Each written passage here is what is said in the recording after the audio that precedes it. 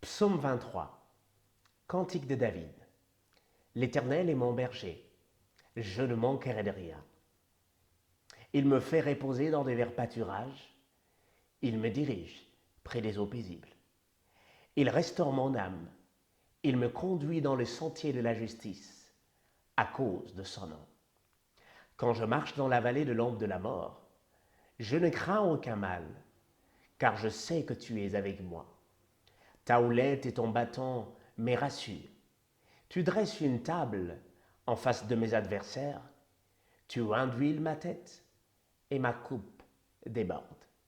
Oui, le bonheur et la grâce m'accompagneront tout le jour de ma vie, et j'habiterai dans la maison de l'Éternel jusqu'à la fin de mes jours. Waouh! Quel passage des Écritures! Bonjour, bonsoir, tout dépend de l'heure où vous nous suivez. Bienvenue dans cette émission Parole d'encouragement. Sans plus tarder, je crois que nous allons entrer dans le vif de notre sujet.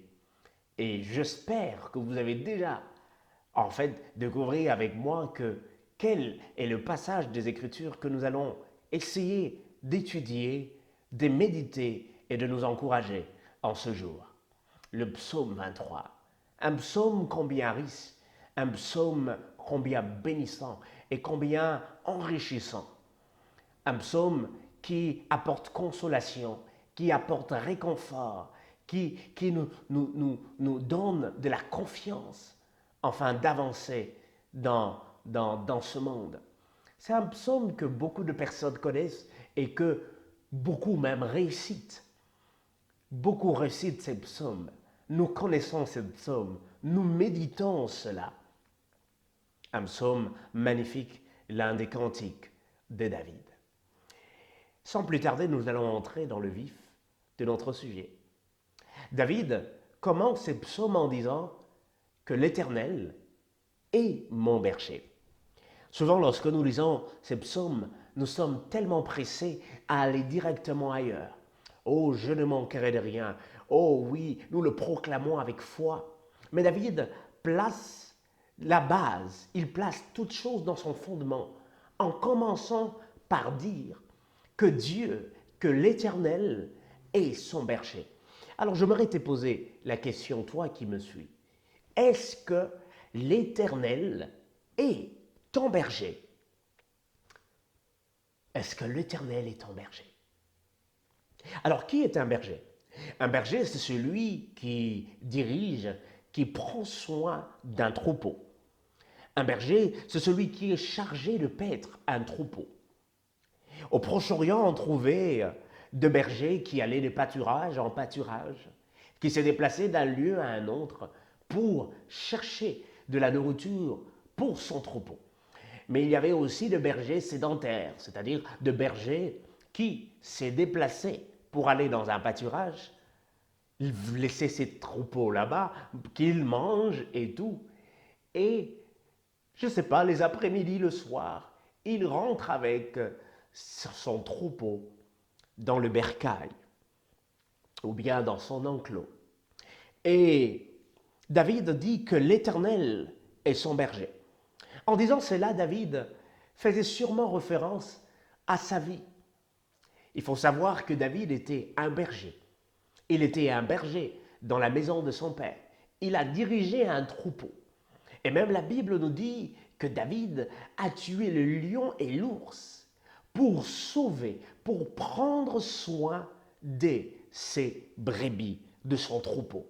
Alors je me pose une question. Si David était prêt à arriver à se battre contre un lion, à se battre contre un ours pour sauver son troupeau, à combien plus forte raison Dieu n'est-il pas capable de prendre soin de toi, de prendre soin de moi, de prendre soin de nous? Waouh! Dieu est notre berger. Ce n'est pas un homme, mais c'est Dieu. David, en disant cela, il faisait référence à son expérience, à sa vie de jeunesse. Les brebis dépendent entièrement de leur berger pour la nourriture, pour la conduite et pour leur protection. Une brebis dépend entièrement de son berger. Et nous savons qu'une brebis, c'est la femelle du bélier, d'un bélier. Et il faut savoir qu'une brebis est un animal sans défense, est un animal qui ne sait pas se défendre, est un animal qui n'a pas de force. C'est un animal, lorsqu'on le met devant un lion, devant un ours, devant un loup, devant un chien, devant un animal féroce, la brebis ne peut pas se défendre. Il a besoin de son berger pour être en sécurité. L'Éternel est mon berger. Et nous pouvons voir ces liens qu'il y avait, qui existaient entre l'Éternel et David. Par cet adjectif possessif, mon berger. Nous pouvons voir une intimité qu'il y avait entre David et l'Éternel. Par cet adjectif possessif, mon berger. David dit que l'Éternel est son berger. J'aimerais te poser une question. Est-ce que l'Éternel est ton berger? Est-ce que Dieu est ton berger? Est-ce que tu es une brebis du Seigneur? J'aimerais que nous puissions méditer sur cela. Et le Nouveau Testament applique l'image de Jésus-Christ en parlant du bon berger. Et là, vous pouvez lire avec moi dans les livres de Jean 10, le verset 11. Le Nouveau Testament continue encore à donner une image de Jésus-Christ, que Jésus-Christ est le grand berger. Dans Hébreux 13, 20. Et le Nouveau Testament nous donne encore une image de Jésus, que Jésus est le souverain berger. Dans les livres de 1 Pierre 5, le verset 4. C'est pour ça que j'aimerais que tu prends ta Bible et nous allons lire ensemble cette portion des Écritures dans le livre de Jean 10, le verset 11, qui dit, Jean 10, nous allons commencer à partir du verset 6 jusqu'au verset 11e, qui dit « Jésus leur dit cette parole, mais ils ne comprirent pas de quoi il leur parlait. Jésus leur dit encore en vérité, je vous le dis, je suis la porte des brebis. Tous ceux qui sont venus avant moi sont des voleurs, des brigands, mais les brebis ne les ont point écoutés. Je suis la porte. Si quelqu'un entre par moi, il sera sauvé. Il entrera et il sortira et il trouvera de pâturage. Le voleur ne vient que pour dérober, égorger et détruire. Moi, je suis venu, afin que le brebis ait la vie et qu'elle soit dans l'abondance. Je suis le bon berger. Le bon berger donne sa vie pour ce brebis. Pour être une brebis du Seigneur, il faut être dans cette relation avec les bons bergers. C'est une chose de dire que l'Éternel est son berger. Mais c'est une autre chose que l'Éternel d'affirmer avec certitude que Dieu est réellement ton berger. Tout le monde peut réciter ces passages. Même ceux qui ne connaissent pas Jésus-Christ récitent ces passages. Même ceux qui ne connaissent pas l'Éternel récitent ces passages. On peut réciter ces passages bibliques sans que l'Éternel soit ton berger. Tu peux maîtriser ces passages bibliques dans ton cœur. Dire que l'Éternel est ton berger sans qu'il soit en réalité ton berger. Pour que l'Éternel soit ton berger, il faut être dans cette relation avec lui. Et comment être dans cette relation avec lui? Il faut croire en Jésus. Jésus-Christ dit qu'il est la porte pour ses brebis. Aucune personne ne peut être une brebis du Seigneur s'il n'a jamais connu Christ dans sa vie. Parce que Christ est la porte des brebis. Alors, j'aimerais te poser cette question, toi qui me suis. Est-ce que tu as rencontré l'Éternel dans ta vie? Est-ce que tu es passé par la porte qui est Jésus-Christ? Est-ce que tu as rencontré le Seigneur dans ta vie? Aussi longtemps que tu n'as jamais connu le Seigneur, l'Éternel n'est pas ton berger. Dieu est le créateur de tout l'univers. Mais il n'est pas le Père de tout le monde. Il est le Père de ceux qui ont cru en lui. Exactement. Dieu est le créateur de tout l'univers. Tout ce qui existe ont été créés par lui, l'invisible tout comme l'invisible. Mais il est le berger de ceux qui ont cru en lui. C'est pour cela, en ce jour, j'aimerais parler à quelqu'un, toi qui es en train de me suivre. Si tu n'as jamais connu le Seigneur, après avoir suivi cette vidéo, je prie que tu aies une rencontre spéciale avec Jésus-Christ dans ta vie. Telle est ma prière au nom puissant de Jésus-Christ. Je dois d'abord rencontrer le bon berger qui a donné sa vie pour ses brebis avant de connaître le grand berger qui prend soin de moi. Alors je pourrais dire, l'Éternel est mon berger. Certes, le bon berger est mort pour tous, mais seuls ceux qui l'accueillent par un acte de foi déterminé deviennent ses brebis. Nous devenons brebis du Seigneur lorsque nous entrons par la porte qui est Jésus-Christ. Jean 10, le verset 7 dit, Jésus leur dit, en vérité, je vous l'ai dit, je suis la porte des brebis. Jésus-Christ est la porte des brebis. Et la suite qui vient, je ne manquerai de rien. Waouh! Puisque l'Éternel est mon berger, ce qui s'ensuit, je ne manquerai de rien. En d'autres termes, c'est l'Éternel qui a maintenant décidé de prendre soin de moi. Waouh! Waouh! Et j'aimerais relater quelque chose. Ce passage est tellement riche. Il faut savoir que les brebis, les bergers du Proche-Orient avaient une manière de prendre soin de leurs brebis. Le berger du Proche-Orient avait une certaine manière de prendre soin de leurs brebis. Et qu'est-ce qu'il faisait? Il s'élevait tôt le matin et il partait chercher un lieu pour nourrir ses brebis, son troupeau. Il s'est déplacé peut-être avec son chien pour chercher des pâturages. Et lorsqu'il trouvait un pâturage, un lieu qui pouvait accueillir ses brebis afin qu'ils puissent manger, qu'est-ce que les bergers faisaient? Ils prenaient soin de ce lieu. Il arrangeait ce lieu, afin que lorsque les brebis viendront, que ces brebis ne soient pas en danger. Il enlevait tout obstacle, toute chose qui pouvait nuire à leur vie, afin que lorsqu'ils seront là, qu'ils soient en sécurité.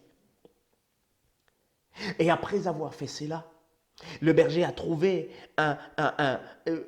une prairie remplissant toutes les conditions pour accueillir son troupeau. Oh, c'est pour cela que j'aimerais dire à quelqu'un que Dieu ne prépare pas ton avenir, Dieu ne prépare pas ton futur lorsque tu es né sur cette terre. Non, Dieu a déjà préparé ton futur bien avant même ta naissance. Dieu a déjà préparé, il sait, il a déjà un plan pour toi bien avant même que tu naisses sur cette terre. Oh, Dieu est notre berger. Il prépare pour nous un pâturage bien avant. Je ne manquerai de rien veut dire que Dieu va toujours pourvoir à mes besoins selon sa volonté. Cela ne veut pas dire sûrement que nous tous nous serons riches, comme certains le pensent. Nous tous nous serons des milliardaires. Tout chrétien sera milliardaire. Oh, crois en Jésus, tu seras milliardaire. Non, nous ne croyons pas en Jésus pour devenir de milliardaires. Nous croyons en Jésus parce qu'il est le sauveur, le seul sauveur de l'humanité. Nous ne venons pas à Jésus-Christ pour devenir des milliardaires, non. Tout le monde ne sera pas milliardaire. Mais cela veut dire que Dieu va toujours prendre soin de nous, que Dieu va toujours pourvoir à nos besoins. Il s'appelle Yahweh Jireh, le Dieu qui pourvoit à nos besoins. Je ne manquerai de rien signifie que je ne manquerai pas ce dont j'ai besoin pour accomplir la volonté de Dieu dans ma vie. Je ne manquerai de rien est une affirmation qui considère donc l'avenir avec confiance. Oh, je peux marcher avec confiance parce que je sais que Dieu a dit que je ne veux manquer de rien. Cela veut dire qu'il a décidé de pourvoir à mon besoin. Dieu est aussi celui qui pourvoit à nos besoins. L'assurance et la sérénité du croyant dépendent de son Dieu, dépendent totalement de l'Éternel. Notre assurance, notre sérénité dépend de Dieu. C'est pour cela, lorsque nous marchons en tant que chrétiens, nous ne devons pas marcher sans confiance. Nous devons marcher avec confiance. Pourquoi? Parce que Dieu est notre berger. La Bible dit, il me fait reposer dans des verts pâturages. Il me dirige près des eaux paisibles. Il faut retenir une chose. Lorsqu'une brebis n'a pas mangé et qu'il ne s'est pas rassasié, la brebis ne peut pas dormir. La brebis sera toujours en mouvement jusqu'à ce qu'il trouvera quelque chose à manger.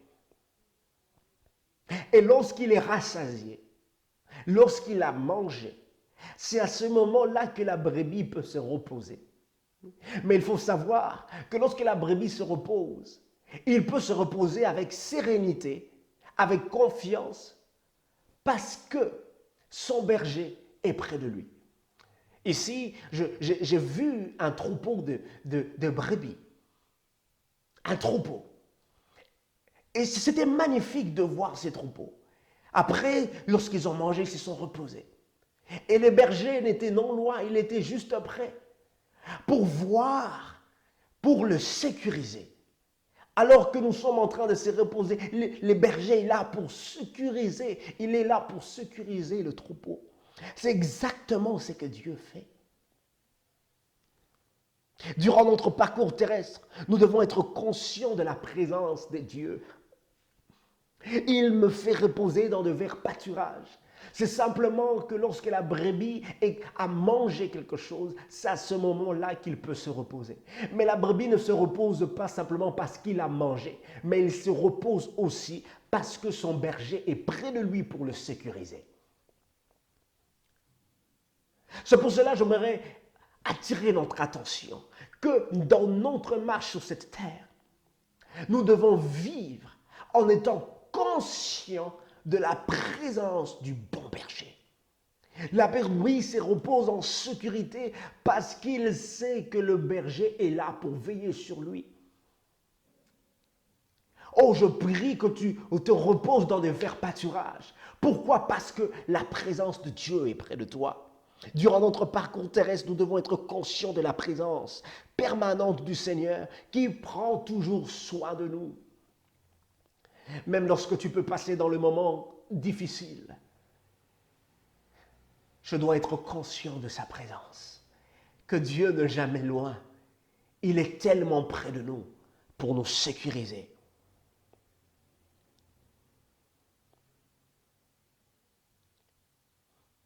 La Bible continue et nous dit, « Il restaure mon âme, il me conduit dans les sentiers de la justice. » Le mot restaurer signifie rendre la force, la vitalité.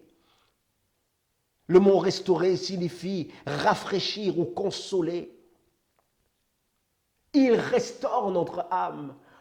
Aujourd'hui, combien de gens dans leur âme, ils sont blessés. Des hommes qui sont blessés. Peut-être parce qu'ils ont perdu quelqu'un de proche. Peut-être parce qu'ils ont perdu quelqu'un des proches.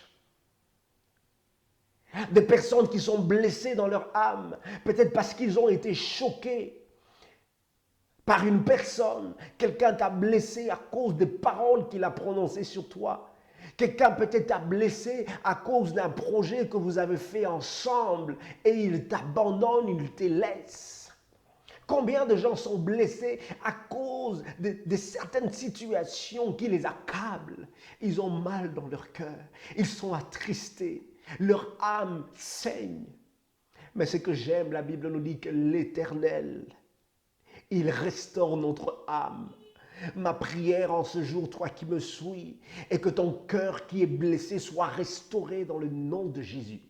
Que ton cœur qui a été blessé par une personne, je ne sais si c'est qui, mais je prie que ton cœur soit restauré, que ton cœur recouvre de la vitalité, que ton âme soit consolée, soit rafraîchie, que ton âme retrouve la force.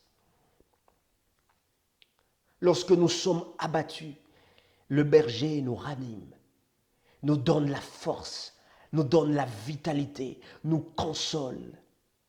Il nous donne une nouvelle énergie dans notre âme. J'aimerais dire à quelqu'un que notre Dieu est le Dieu de la consolation. La consolation ne vient pas des hommes, la consolation vient de Dieu. C'est pour cela que j'aimerais dire à quelqu'un, c'est pour cela que nous devons faire confiance en Dieu. Notre confiance doit se tourner auprès de Dieu. Pourquoi? Parce que dans ce monde, il peut arriver que nous soyons blessés par les hommes. Oui, parce que l'homme est un homme. Mais lorsque nous faisons confiance en Dieu, nous pouvons marcher avec sérénité. Parce que notre Dieu ne nous blessera pas. Parce qu'il prend soin de nous. Et il restaure notre âme. Il nous conduit dans les sentiers de la justice. Il faut savoir que la brebis, ce n'est pas la brebis qui conduit les bergers, mais c'est les bergers qui conduisent la brebis.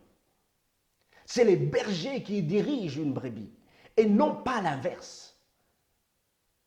Et le bon berger, il conduit la brebis dans le chemin de la justice, dans le chemin de la sainteté, dans le chemin de la crainte de Dieu, dans le chemin de sa volonté. Est-ce que nous marchons dans la justice? Est-ce que nous sommes conduits par la justice de Dieu? Ou sommes-nous des hommes qui ne sont pas justes? La Bible nous dit que l'Éternel nous conduit dans le sentier de la justice. Les brebis ne connaissent pas le chemin. De ce fait, elles doivent se laisser diriger par le berger. Une brebis ne connaît pas le chemin. Si une brebis est seule, cette brebis va se perdre. Et il a besoin du berger, afin que le berger puisse les conduire, puisse les diriger dans le chemin de la justice. Dieu ne nous dirige pas dans le chemin de la corruption. Dieu ne nous dirige pas dans le chemin du péché. Dieu ne nous dirige pas dans le chemin qui l'attriste, mais il nous dirige dans le chemin de la justice, dans le chemin de la droiture. L'Éternel est mon berger. Est-ce que l'Éternel est ton berger? Est-ce que Dieu est ton berger? Voilà la question que j'aimerais nous poser et réfléchir. Si Dieu, tu n'as jamais connu l'Éternel, aujourd'hui c'est une opportunité pour toi de connaître l'Éternel. C'est pour cela que j'aimerais que tu fasses cette prière avec moi, toi qui me suis et qui n'as jamais connu Jésus. Répète cette prière après moi. Seigneur Jésus, j'ai entendu ta parole et aujourd'hui, je suis que tu es mon berger. Je viens auprès de toi en reconnaissant mes fautes, en reconnaissant que je suis pécheur. Et je te demande pardon pour tout ce que je fais, du mal. Seigneur Jésus, sois le Seigneur et sois le sauveur de ma vie. Conduis ma vie, dirige ma vie, sois le maître de ma vie, sois le berger de ma vie. Je veux t'appartenir jusqu'à ton retour. Au nom de Jésus. Amen. Amen. Amen. Peut-être tu vas me poser la question, simplement cette courte prière, et Dieu m'accepte. Oui, pour être sauvé, la Bible nous dit, si tu confesses de ta bouche le Seigneur Jésus, et si tu crois dans ton cœur que Dieu l'a ressuscité de mort, tu seras sauvé. Et bienvenue dans la famille de Jésus, toi qui as fait cette prière avec moi. Bienvenue dans la famille de Dieu. Et avant que nous puissions clôturer, j'aimerais que nous puissions prier. Dieu est notre berger, il prend soin de nous.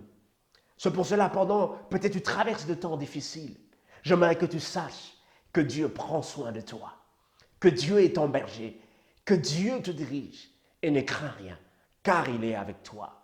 Seigneur, je prie pour ceux qui ont le cœur brisé. Je prie pour ceux qui sont blessés dans leur cœur. Je prie, Seigneur, pour ceux qui se sentent être abandonnés, qu'ils sachent que toi tu es là et que tu veux le consoler. Et je prie que ta consolation le soit accordée. Je prie, Seigneur, oh Dieu, pour quelqu'un qui se pose des questions. Comment est-ce qu'il va faire ceci, cela? Qu'il sache en ce jour que Dieu a décidé de pourvoir à son besoin. C'est pour cela David dit, je ne manquerai de rien. Nous ne manquerons de rien parce que tu es celui qui pourvoit à tous nos besoins selon ta volonté. Étends ta main face à cette situation. Étends ta main au Dieu de gloire et agis, Seigneur, pour la seule gloire de ton nom. Que ceux qui sont malades obtiennent la guérison. Que ceux, Seigneur, qui sont captifs soient délivrés dans le nom puissant de notre Seigneur Jésus-Christ. Au nom de Jésus. Amen. Toi qui as suivi cette émission, nous vous bénissons dans le nom de Jésus. Et notre prière est que vous puissiez partager cela à d'autres personnes. Partagez cette vidéo à vos proches, à vos membres de vos familles, à vos amis, afin qu'ils puissent bénéficier de la grâce que vous avez obtenue. Que Jésus-Christ nous bénisse abondamment, que le Seigneur nous bénisse, qu'il bénisse nos familles, qu'il garde nos maisons, qu'il nous protège. Et surtout, préparons-nous tout le jour à son retour. Car la Bible nous dit qu'il reviendra comme un voleur. Préparons-nous. Que le Seigneur vous bénisse abondamment et à très bientôt